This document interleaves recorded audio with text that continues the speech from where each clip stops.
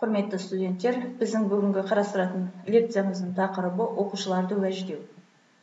Бұл тақырып бойынша мынадай 3 мәселені қарастырамыз. Біріншісі уәжді өсіретін факторлар, екіншісі уәжді өшіретін факторлар, үшінші мәселеміз оқушылардың қажеттіліктерін анықтау. Негізгі мәселеміз уәжділік төңірегінде болады. Уәжділік дегеніміз екі түрлі болып келеді. Біріншісі сыртқы уәж, екіншісі ішкі уәж. Екеуінің де бір-бірімен байланысы бар. Сыртқы уәж дегеніміз оқушыға сырттан әсер ететін факторларға негізделеді. Сыртқы уәжді қолдану ішкі уәжді бәсеңдетуі ықтимал.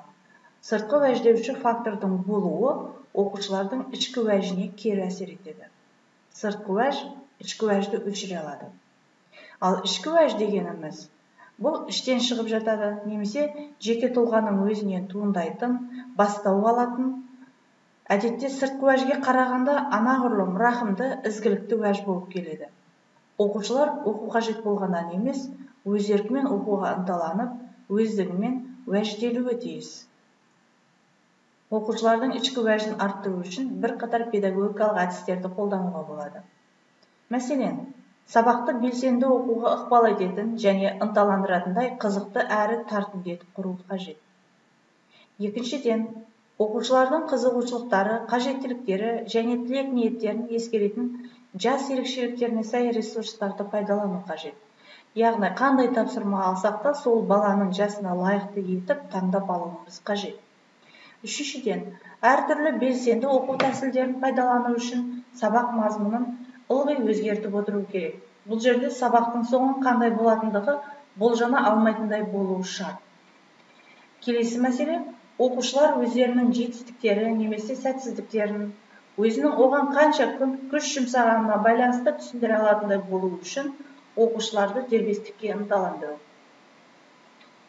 Жағымды кері байланыс ұсыну, оқушылардың өзіне беретін бағасын көтеріп, олардың алдағы уақытта нәтижені жетілдіре алатынына сенім ұялату мақсатында жекелеген оқушыларға арнап оқуды жетілдіруге бағытталған арнайы мақсат қою қажет.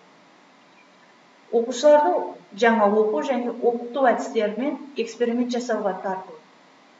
Және соңғысы, мұғалімдер мен оқушылар арасындағы өзара байланысты жақсартады, нәтижелі кері байланыс орнатып, жағымды оқу ортасын құруға мүмкіндік беру. Оқушының бастапқы ішкі уәжі төмен болған жағдайда сыртқы марапат пайдалы болуы мүмкін. Шын мәнінде мұғалім оқушылардан жоғары нәтиже күтіп, олардың өз күшіне деген сенімін нығайту үшін мадақтауды орынды пайдаланғаны дұрыс. Оқушының жұмысына құрметпен қарай отырып, оның ішкі уәжін арттыруға ықпал етуге тырысу қажет. Мәселен, оқушының жеке қызығушылығы қандай, ол қандай тақырыпты зерттеуге қызығады, немесе оның алға қойған мақсаты қандай деген мәселелерді мұғалім зерделеп алуы шарт. Оқушының оқуға құлықсыз болуы немесе оқудағы сәтсіздіктері көп жағдайда мұғалімнің оның ішкі уәжін оята алмауының салдарынан болуы мүмкін. Ал сәтсіздіктердің жалғаса беруі оқуға аса қабілетті балалардың да пәнге деген қызығушылығын жоюы мүмкін.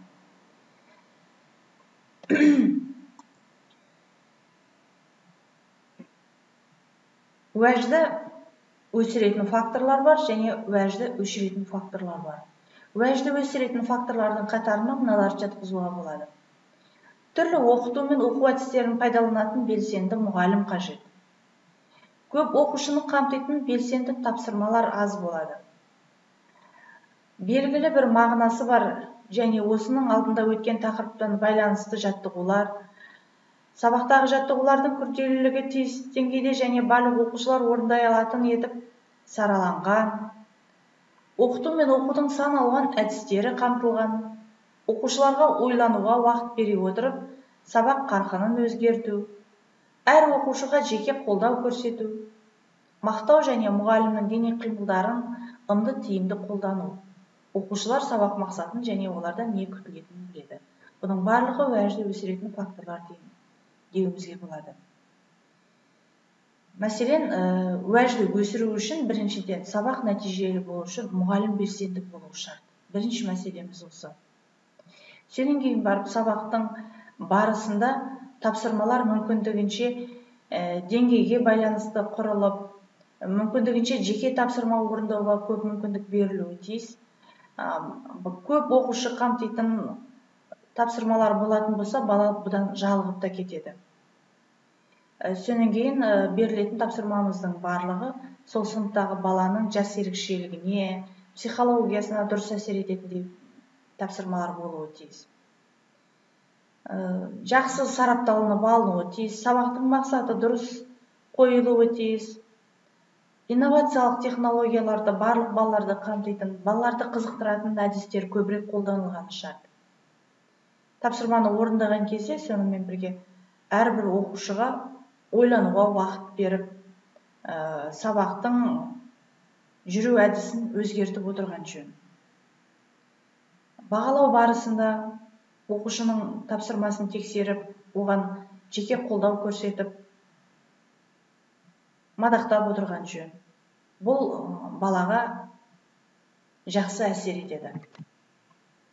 Ал енді екінші факторлардың түрлері уәжді өшіретін факторлар. Бұл жерде мына мәселелерге көңіл бөлінуі тиіс. Бірінші, негізінен өзі сөйлейтін немесе лекция оқитын мұғалім. Бұл жағдай мүлдем сабақты қызық етпейді. Қазіргі сабақтардың түрінде негізінен жұмыс істейтін оқушылар, негізгі рөлде оқушылар.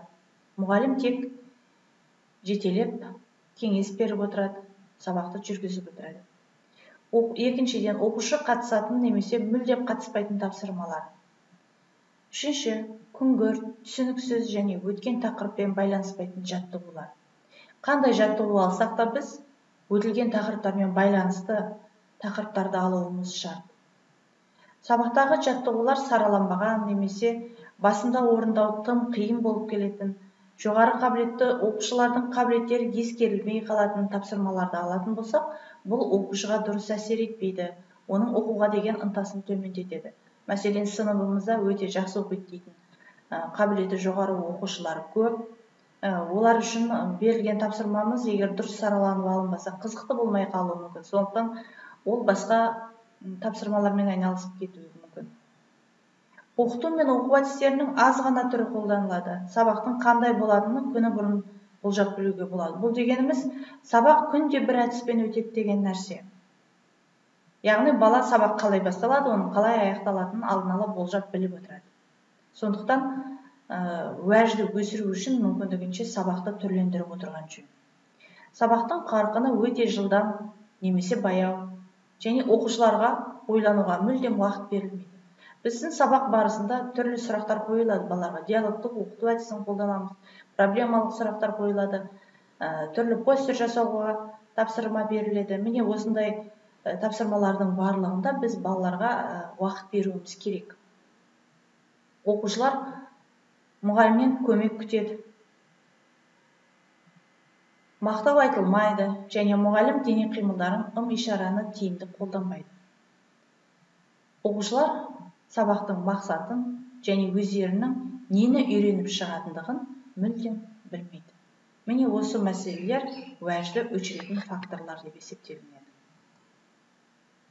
Оқушылардың үлгеріміне ықпалы зор әдіс-тәсілдерді біз сабақта үнемі қолданып отыруымыз шарт. Сондай әдіс-тәсілдердің бір шамасын біз белсенді оқу әдістері деп айтамыз. Мәселен, оқушылар іс жүзінде тапсырмаларды орындайды, мұндай әдістерде дағдыларды дамытып отырады. Кері байланыс болғаны жөн, оқушылар пікірталас жүргізіп, мәселен, өтілген сабақ жөнінде өздерінің пікірін білдіріп жатады. Бұл аса маңызды. Үшінші, оқушылардың сенімін нығайту. Тапсырманы орындату арқылы оқушының өзіне деген, өз күшіне деген сенімін ұялатуымыз қажет. Бұл үшін міндетті түрде оларды мадақтау шарт. Оқыту сапасы. Мысалы, көптеген саралаушы жаттығуларды жоспарлау және оны іске асыру керек. Осы мәселелердің барлығын айта келе, мынадай ескерту айтқым келеді.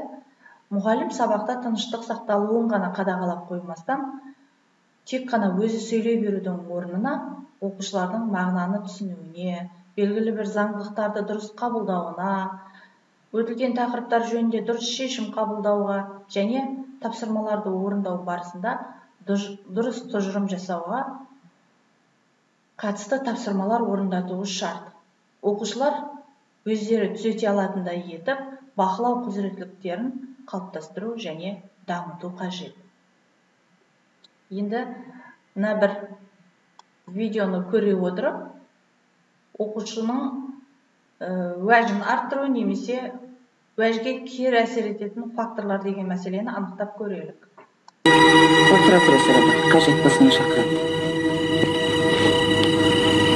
Сәлеметсіз бе? Сәлеметсіз бе? Қайсың, әй? Мен ата. Сен атамысың? Жоқ, атам мен. Мен білсем сен қожасың. Маған қонаққа келдің бе? Жарайсың. Жақынырақ отыр, шай ішейік. Рахмет. Педсоветке келдім. Онда не шаруаң бар еді? Қараймыз дейді. Мұғалім етіп қоятын шығар, Директор еттік. Директор де?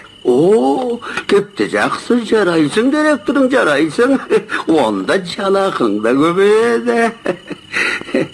Шашың қандай жақсы, қайрат екен. Марқұм әкеңнің шашы да тап осындай еді. Сіз менің әкемді білесіз бе? Балам, ол кісіні білмейтін адам бар ма? Әкеңнің керемет қарагер аты болған. Ат емес, түлділ. Сол атты бір күні мына мен әкеңнен сұрап мініп жүредім. Суға кетіріп, өлтіріп алдым. Егер оның орнында басқа біреу болғанда, құнын төлетіп алатын еді. Ал Қадір марқұм болса, керемет жомарт еді. Сондағы бар айтқаны, әдейі өлтірген жоқсыз ғой. Ажалға амал бар ма деді де қойды. Міне, сенің әкең осындай бір ақ көңіл жақсы кісі еді.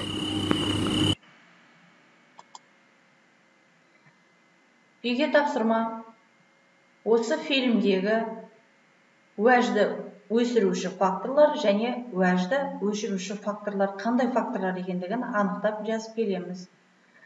Осы тақырыпқа байланысты конспект жасаймыз және келесі сабақта сол сабақ бойынша сөйлеуге тырысамыз.